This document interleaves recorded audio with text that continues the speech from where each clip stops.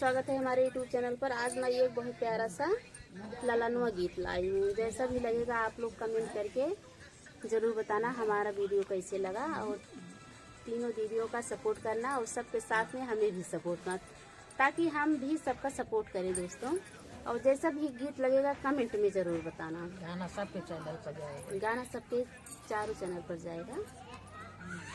नीले रंग घोड़वा के नीली लगमिया रे, नीली लगमिया रे, घोड़वा चलल दुल्हे जाई ससुररिया रे, घोड़वा चढ़ल दुल्हे जाई ससुररिया रे। हंसी हंसी मुस्काई बोले दुल्हे कवने रामा, दुल्हे कवने रामा। अरे विदा कर सासु अपन आखी के पुतरिया रे, विदा कर सासु अपन आखी के पुतरिया रे। कैसे के विदा करी आखी के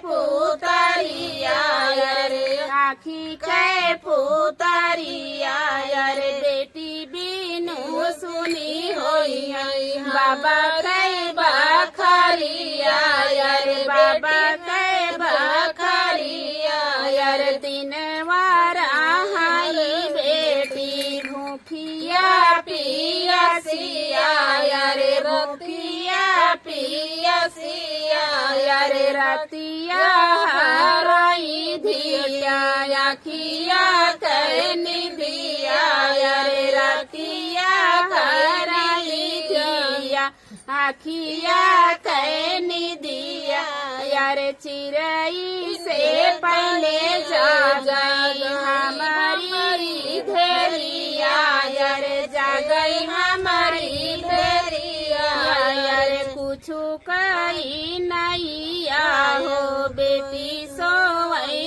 दिया रे, भूख के निदिया सोवई बेटी मोरी निदिया रे। दूधवा पियाए हो दहिया खियाए रे, दूधवा पियाए रे, दहिया खियाए रे। आचरा छिपाई राखे ऐसे सुंदरी धेरिया रे, आचरा छिपाई राखे ऐसे सुंदरी धेरिया।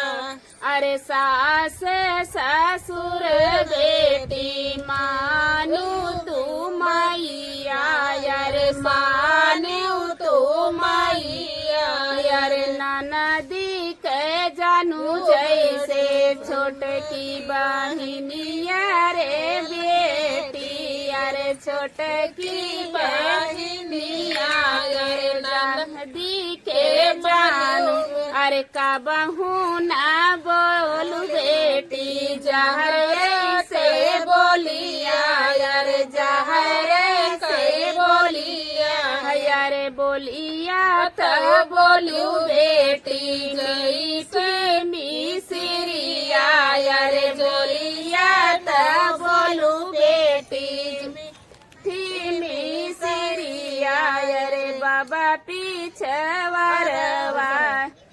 धन्यवाद दोस्तों। गीत कैसे लगा कमेंट में जरूर बताना। मिलते हैं नेक्स्ट वीडियो में। जग्गू भी आ गई, और देखिए पीछे हमारी जग्गू बहन भी आ गई है। आई है भैया वीडियो में नहीं, दूसरे वीडियो में। अगले वीडियो